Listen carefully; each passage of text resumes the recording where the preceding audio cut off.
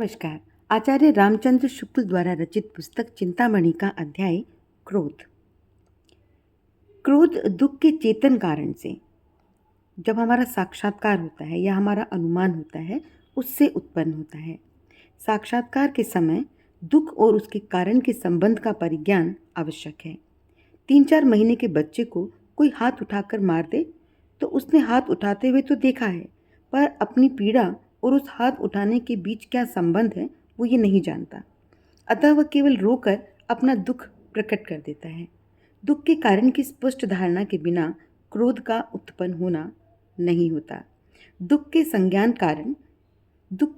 कारण पर प्रबल प्रभाव डालने में प्रवृत्त करने वाला मनोविकार होने के कारण क्रोध का आविर्भाव बहुत पहले देखा जाता है। शिशु अपनी माता की आकृति से परिचित हो जाने पर जो ही ये जान जाता है कि दूध इसी से मिलता है, भूखा होने पर वह उसे देखते ही अपने रोने में कुछ क्रोध का आभास देने लगता है। सामाजिक जीवन में क्रोध की जरूरत बराबर पड़ती है। यदि क्रोध न हो तो मनुष्य दूसरों के द्वारा पहुंचाए जाने वाले बहुत से कष्टों की चिर निवृत्ति का उपाय ही न कर सके। कोई मनुष्य किसी दुष्ट के नित्य 2-4 प्रहार सहता है। यदि उसमें क्रोध का विकास नहीं हुआ है तो केवल वो आह उह करेगा, जिसका उस दुष्ट पर कोई प्रभाव नहीं। उस दुष्ट के हृदय में विवेक, दया आदि उत्पन्न करने में बहुत समय लगेगा। संसार किसी को इतना समय ऐसे छोटे छोटे कामों के लिए नहीं दे सकता। भयभीत होकर प्राणी अपनी रक्षा कभी कभी कर लेता है, पर समाज में इस प्रकार प्राप्त दुख निवृत्ति चिरस्थायी नहीं होती। हमारे कहने का अभिप्राय ये नहीं है कि क्रोध के समय क्रोध करने वाले के मन में सदा भावी कष्ट से बचने का उद्देश्य रहा करता है। कहने का तात्पर्य केवल इतना है कि चेतना सृष्टि के भीतर क्रोध का विधान इसीलिए है, जिससे एक बार दुख पहुंचा पर उसके दोहराए जाने की संभावना कुछ भी नहीं है, तो जो कष्ट पहुंचाया जाता है वह अधिकतर प्रतिकार मात्र है। उसमें रक्षा की भावना कुछ भी नहीं रहती।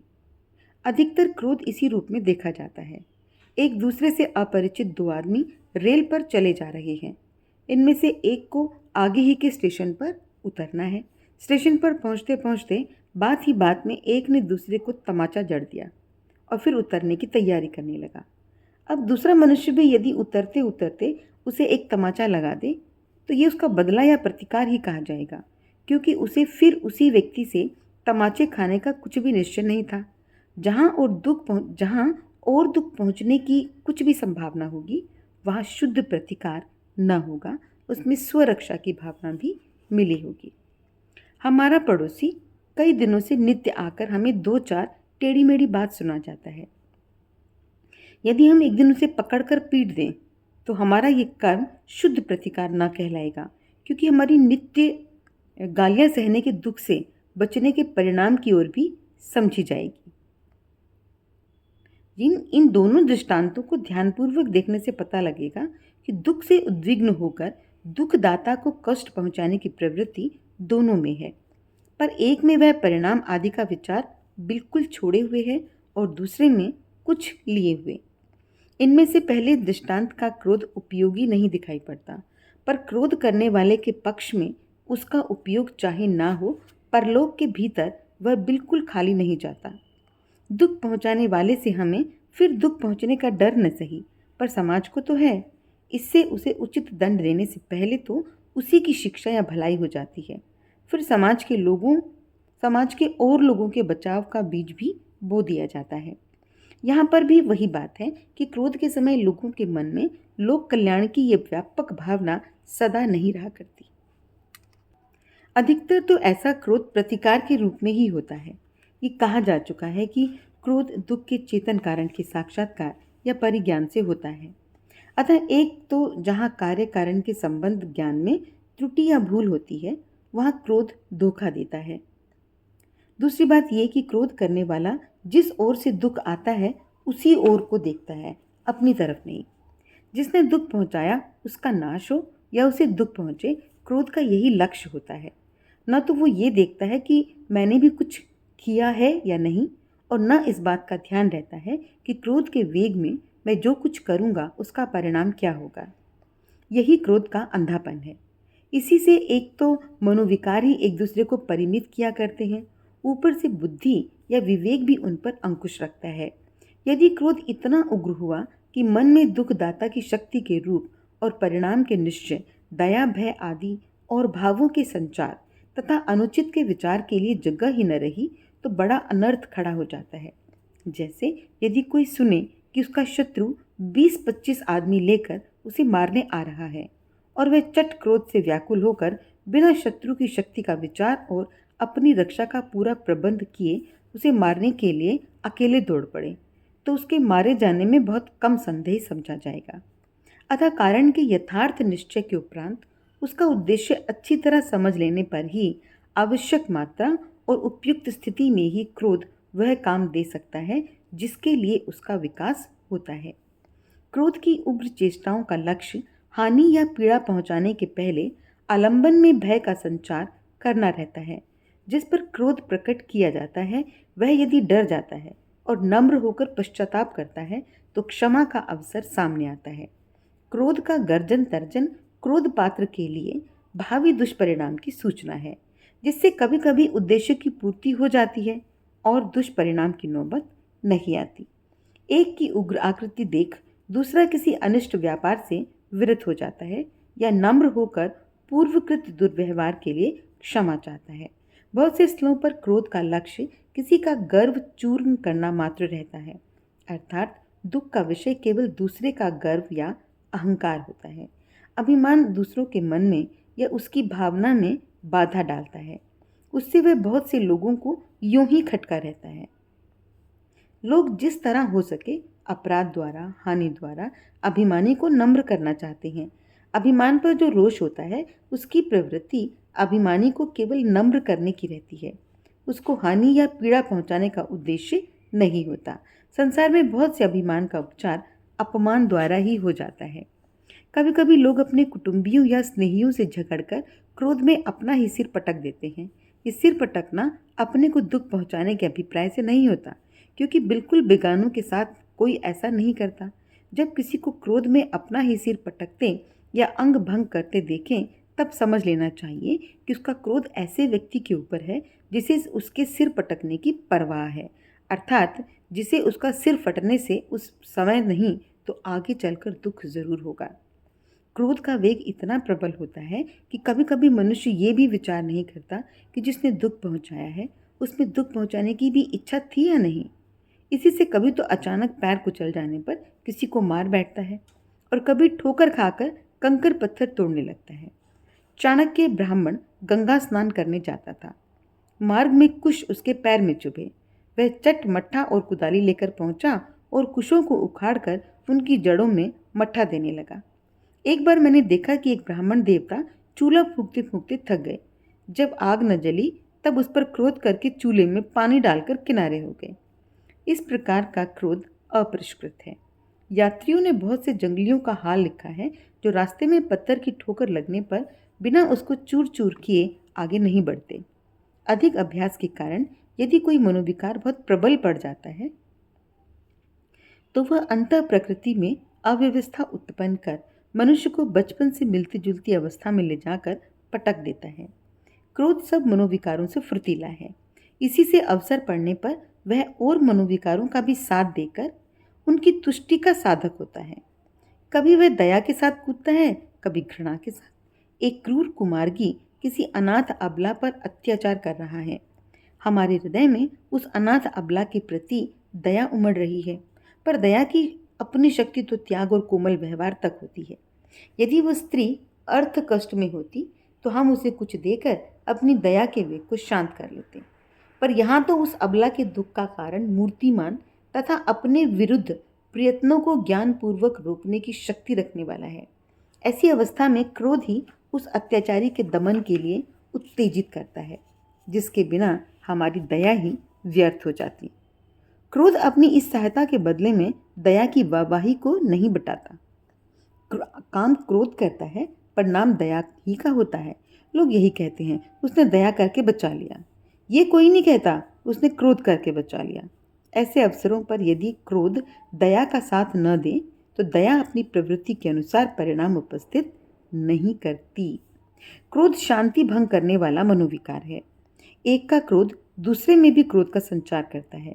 जिसके प्रति क्रोध प्रदर्शन होता है वह तत्काल अपमान का अनुभव करता है और इस दुख पर उसकी और भी त्योरी चढ़ जाती है। यह विचार करने वाले बहुत थोड़े निकलते हैं कि हम पर जो क्रोध प्रकट किया जा रहा है वह उचित है या अनुचित। इसी से धर्म, नीति और शिष्टाचार तीनों में क्रोध के निरोध का उपदेश पाया जाता है। संत लोग तो खलों के वचन सहते ही हैं, दुनियादार लोग भी न जाने कितनी ऊंची नीची बातें पचाते हैं। सभ्यता के व्यवहार में भी क्रोध नहीं तो क्रोध के चिन्ह दबाए जाते हैं। इस प्रकार का प्रतिबंध समाज की सुख शांति के लिए बहुत आवश्यक है, पर इस प्रतिबंध की भी सीमा है और ये पर पीड़ोन्मुख क्रोध तक नहीं पहुंचता। क्रोध के निरोध का उपदेश अर्थपरायण और धर्मपरायण दोनों देते हैं, पर दोनों में जिस अति से अधिक सावधान रहना चाहिए वही कुछ भी नहीं रहता। बाकी रुपया वसूल करने का ढंग बताने वाला चाहे कड़े पड़ने की शिक्षा दे, पर तज के साथ धर्म की ध्वजा लेकर चलने वाला धोखे में भी क्रोध को पाप का बाप ही कहेगा। क्रोध रोकने का अभ्यास ठगों और स्वार्थियों को सिद्धों और साधकों से कम नहीं होता। जिससे कुछ स्वार्थ निकालना रहता है, जिसे बातों में फंसाकर ठगना रहता है, उसकी कठोर और अनुचित बातों पर न जाने कितने लोग जरा भी क्रोध नहीं करते, पर उसका यह अक्रोध न धर्म का लक्षण है न साधन का। क्रोध के प्रेरक दो प्रकार के दुख हो सकते हैं, अपना दुख, दूसरों का दुख। जिस क्रोध के त्याग का उपदेश दिया जाता है वह पहले प्रकार के दुख से उत्पन्न क्रोध है। दूसरे के दुख पर उत्पन्न क्रोध बुराई की हद के बाहर समझा जाता है।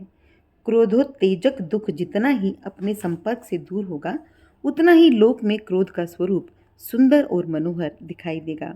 दुख से आगे बढ़ने पर भी कुछ दूर तक क्रोध का कारण थोड़ा बहुत अपना ही दुख कहा जा सकता है, जैसे अपने या आत्मीय परिजन का दुख, इष्ट मित्र का दुख।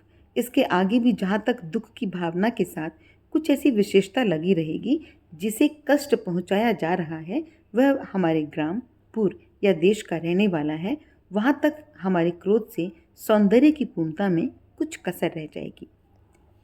जहाँ उक्त भावना निर्विशेष रहेगी वहीं सच्ची पर दुख कायरता मानी जाएगी।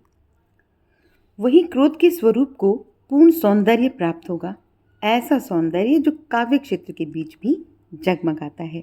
यह क्रोध करुणा के आज्ञाकारी सेवक के रूप में हमारे सामने आता है।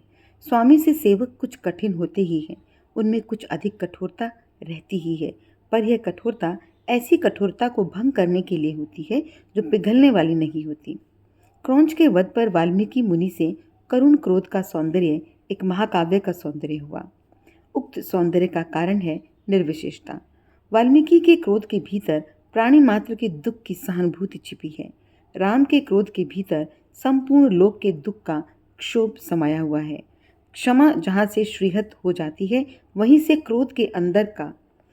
क्रोध के सौंदर्य का आरंभ होता है। शिशुपाल की बहुत सी बुराइयों तक जब श्री कृष्ण की क्षमा पहुंच चुकी तब जाकर उसका लौकिक लावण्य फीका पड़ने लगा और क्रोध की समीचीनता का सूत्रपात हुआ। अपने ही दुख पर उत्पन्न क्रोध तो प्रायः समीचीनता ही तक रह जाता है, सौंदर्य दशा तक नहीं पहुंचता। दूसरे के दुख पर उत्पन्न क्रोध में या तो हमें तत्काल क्षमा का अवसर या अधिकार ही नहीं रहता अथवा वह अपना प्रभाव खो चुकी रहती है। बहुत दूर तक और बहुत काल से पीड़ा पहुंचाते चले आए किसी घोर अत्याचारी का बना रहना ही लोक की क्षमा की सीमा है। इसके आगे क्षमा न दिखाई देगी, नैराश्य, कायरता और शिथिलता ही छाई दिखाई पड़ेगी। ऐसी गहरी उदासी की छाया के बीच आशा, उत्साह और तत्परता की प्रभा जिस क्रोधाग्नि के साथ फूटती दिखाई पड़ेगी उसके सौंदर्य का अनुभव सारा लोक करेगा। राम का कालाग्नि सदृश क्रोध ऐसा ही है, वह सात्विक तेज है, तामस ताप नहीं। दंड कोप का ही एक विधान है। राजदंड राजकोप है, जहाँ कोप लोक कोप और लोक कोप धर्म कोप है। जहाँ राजकोप धर्म कोप से एकदम भिन्न दिखाई पड़े वहाँ उसे राजकोप न समझकर कुछ विशेष मनुष्यों का कोप समझना चाहिए।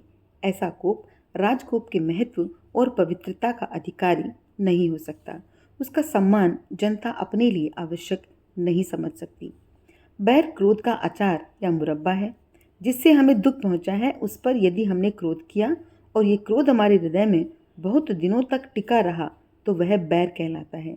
स्थायी रूप में टिक जाने के कारण क्रोध का वेग और उग्रता तो धीमी पड़ जाती है, पर लक्ष्य को पीड़ित करने की प्रेरणा बराबर बहुत काल तक हुआ करती है। क्रोध अपना बचाव करते हुए शत्रु को पीड़ित करने की युक्ति आदि सोचने का समय प्राय नहीं देता, पर बैर उसके लिए बहुत समय देता है। पूछे तो क्रोध और बैर का भेद केवल कालकृत है।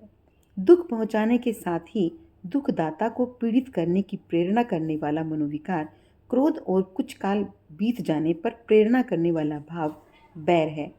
किसी ने आपको गाली क्रोध के स्थायी रूप में टिक जाने के कारण क्रोध का वेग और उग्रता तो धीमी पड़ जाती है, पर लक्ष्य को पीड़ित करने की प्रेरणा बराबर बहुत काल तक हुआ करती है।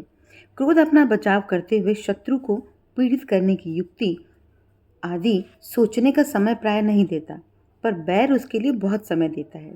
पूछिए तो क्रोध और बैर का भेद केवल कालकृत है। दुख पहुंचाने के साथ ही दुखदाता को पीड़ित करने की प्रेरणा करने वाला मनोविकार क्रोध और कुछ काल बीत जाने पर प्रेरणा करने वाला भाव बैर है। किसी ने आपको गाली दी, यदि आपने उसी समय उसे मार दिया तो आपने महान क्रोध किया। मान लीजिए कि वो गाली देकर भाग गया और 2 महीने बाद आपको कहीं मिला। अब यदि आपने उससे बिना फिर गाली सुने मिलने के साथ ही उसे मार दिया तो ये आपका बैर निकालना हुआ। विवरण से स्पष्ट है कि बैर उन्हीं प्राणियों में होता है जिनमें धारणा अर्थात भावों के संचय की शक्ति होती है। पशु और बच्चे किसी से बैर नहीं मानते। चूहे और बिल्ली के संबंध का बैर नाम अलंकारिक है। आदमी का न आम अंगूर से कुछ बैर है न भेड़ बकरे से। पशु और बच्चे दोनों क्रोध करते हैं और कुछ देर के बाद भूल जाते हैं।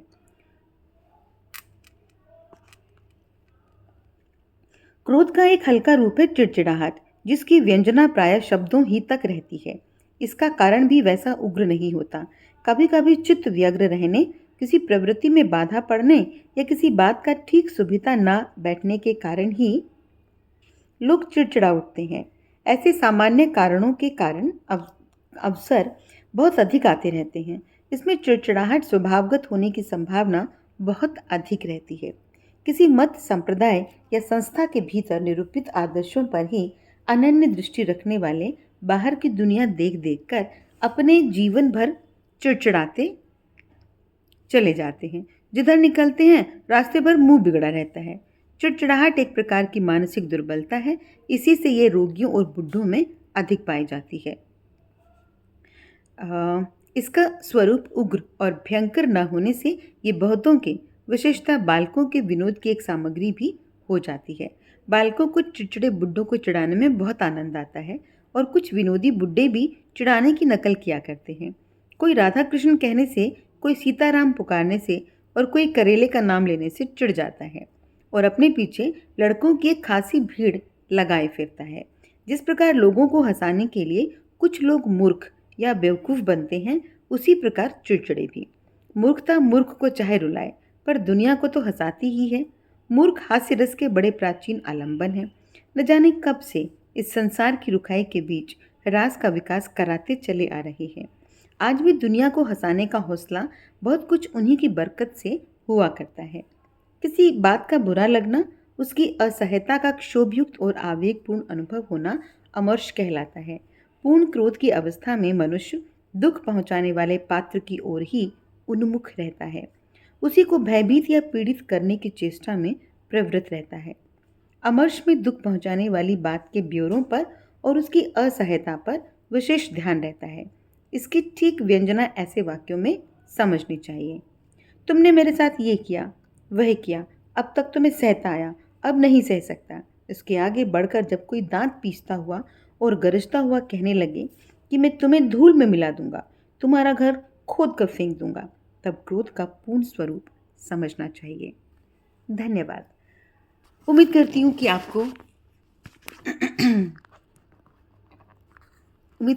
आपको ये वक्तव्य पसंद आया होगा। अपने विचार मेरे साथ ज़रूर साझा करें और अगली ऑडियो में आपसे फिर मुलाकात होगी। Take care, bye bye.